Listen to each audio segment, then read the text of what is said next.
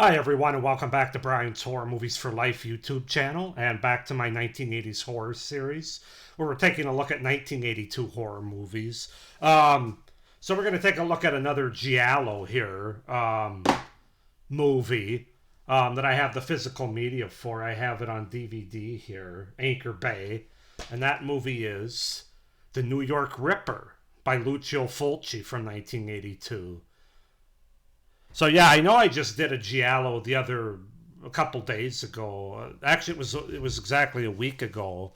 Um, so I know these are kind of close together, but they are very different as far as Giallos go.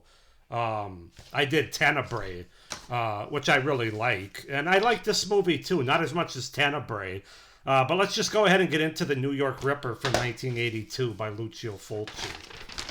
So, The New York Ripper is a 1982 Italian giallo film directed by Lucio Fulci, who co-wrote the screenplay with Gianfranco Clarisi, Vincenzo Manino, and Dardano Sacchetti. The film is about a police lieutenant who is tracking a sadistic serial killer who slashes women with a switchblade and straight-edge razors across New York City. Shot in late August through October 1981 in New York, with interiors being shot in Italy. The script was rewritten by Sacchetti at the last moment prior to filming. It was released in 1982 in Italy, and later in the United States in 1984, while being banned in the United Kingdom until 2002. Whoa. And so, a decomposed human hand is found in New York City, which the police identify as belonging to model Anne Lynn. Lieutenant Fred Williams, the burned-out police detective investigating the murder, interviews Anne's nosy landlady, Mrs. Weisenberger. She reveals that she overheard a phone call in which Anne arranged to meet someone speaking in a strange duck-like voice. On the Staten Island ferry, a young woman is eviscerated by an unseen assailant. The pathologist conducting the autopsy tells Williams that the killer is left-handed and employed the same technique that was used to murder Anne. Williams tells the press about a potential serial killer on the loose. The chief of police, fearful of a citywide panic, forbids him from further public announcements. Williams hires psychotherapist Dr. Paul Davis to advise on the case. That night in New York's red light district, Jane Lodge attends a live sex show and records the two performers' simulated moans with a pocket tape recorder. She is closely observed from a nearby chair by Mickey Scalenda, a scruffy, dangerous-looking man with two missing fingers. After the show, the killer murders the female performer in her dressing room by stabbing her in the groin with a broken bottle. So yeah, that's to set up the premise, the beginning of The New York Ripper from 1982. As far as the cast goes, we have Jack Hedley as Lieutenant Fred Williams, Almonta Suska, or credited as Almonta Keller, as Faye Majors, Howard Ross as Mickey Scalenda, Andrea Acapinti, credited as Andrew Painter, as Peter Bunch, and Paolo Malco is Dr. Paul Davis. So yeah, that's to set up the premise and the cast for the 1982 Lucio Fulci movie, The New York Ripper. As I said, I like this movie. I don't love this movie, but I do like this movie. It's definitely a top 5 Fulci movie, although I don't think it's a top 3 for me. It can't quite meet The Beyond or Zombie or City of the Living Dead. Those are just off the top of my head. I don't think I've seen all of Fulci's movies, but those 3 for sure I know I like more. But that doesn't mean this is a bad movie. The New York Ripper has a lot going for it, and I do like this movie, and I'm glad to have it in my collection. It's just not my favorite Fulci movie, but let's just go ahead and talk about the things that I like about this movie. I would say it's actually more of a slasher with a mystery than a full-blown giallo, like an Argento giallo kind of movie. But yeah, let's just go ahead and get into it. And the first thing that I have to say that I really like about the New York Ripper is the New York setting. Especially during this time it has that late 70s, early 80s feel, look, run down, dirty, sleazy. um, grainy, just the time that New York City was in the late 70s and early 80s. It really comes through quite well in this movie. Just kind of like Maniac, kind of like some other movies during this time.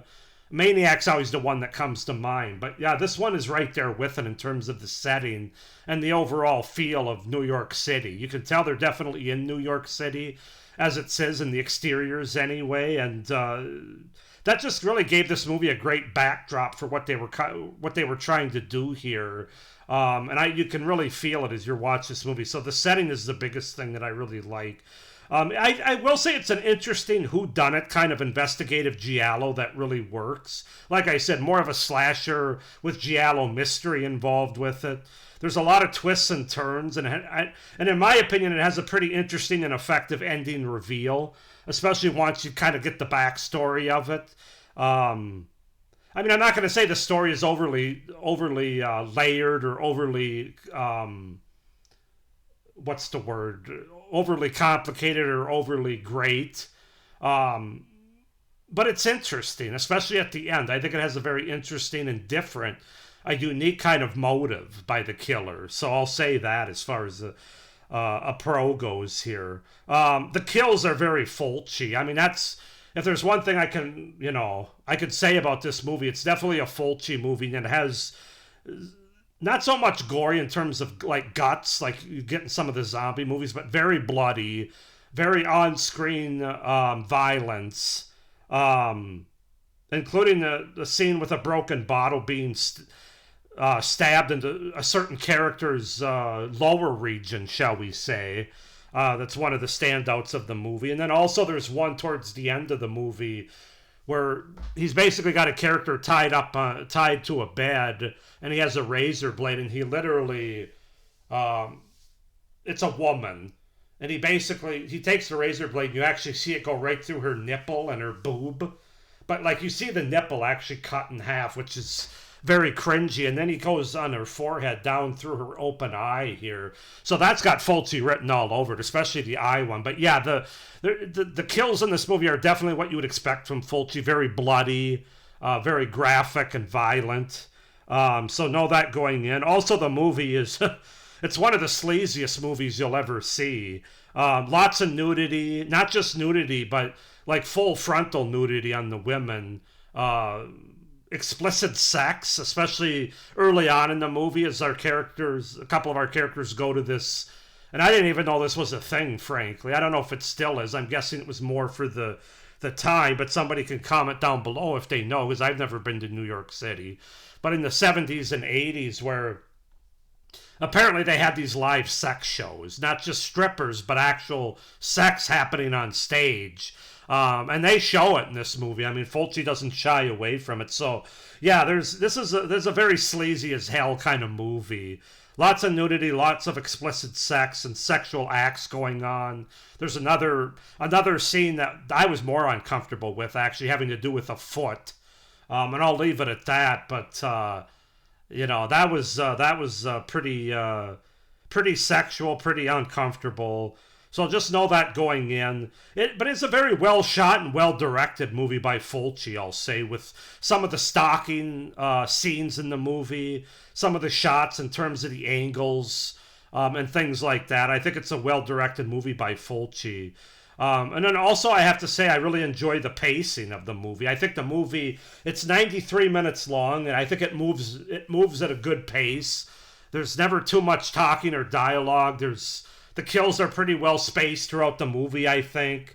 There's always kind of something happening in this movie, whether it be sexual related or kills related. So you don't have to worry about being bored in this movie or having it overstay its welcome or anything like that. So yeah, really lots to like about the New York Ripper from 1982. As far as cons go, I have to say I wasn't really crazy about any of the characters, which in some Giallo movies you are. As I said, this isn't a full-blown Giallo in my opinion. It's a Giallo. I would say it's more of a slasher with Giallo mystery involved with it.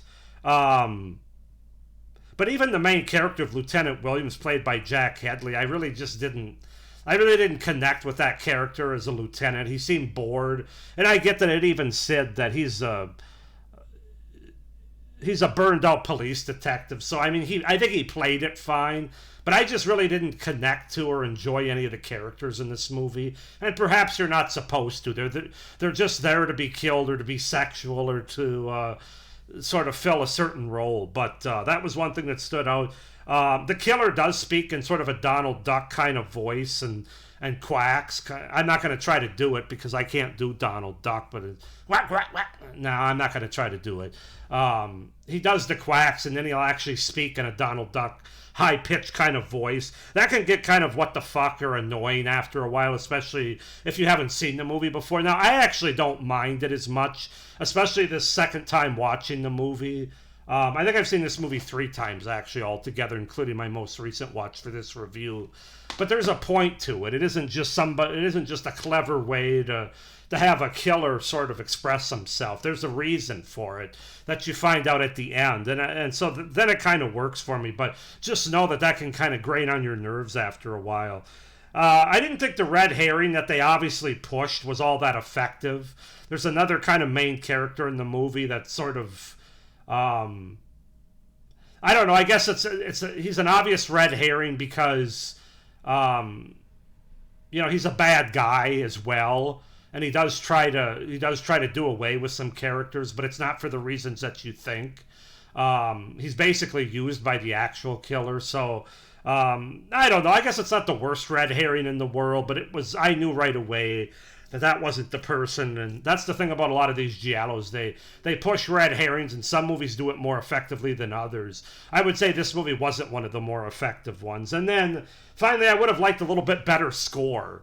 It's kind of a cop score from the early 80s, almost like you'd see on a TV cop show or something. I would have liked a little bit more of a giallo score, a little bit more not upbeat, but like energetic. I don't know what the word is for it, but I wasn't blown away by the score. That's one thing I think kind of lets the movie down. But overall, guys, the New York Ripper's definitely worth checking out, especially if you like giallo, you like slashers, and you like Fulci.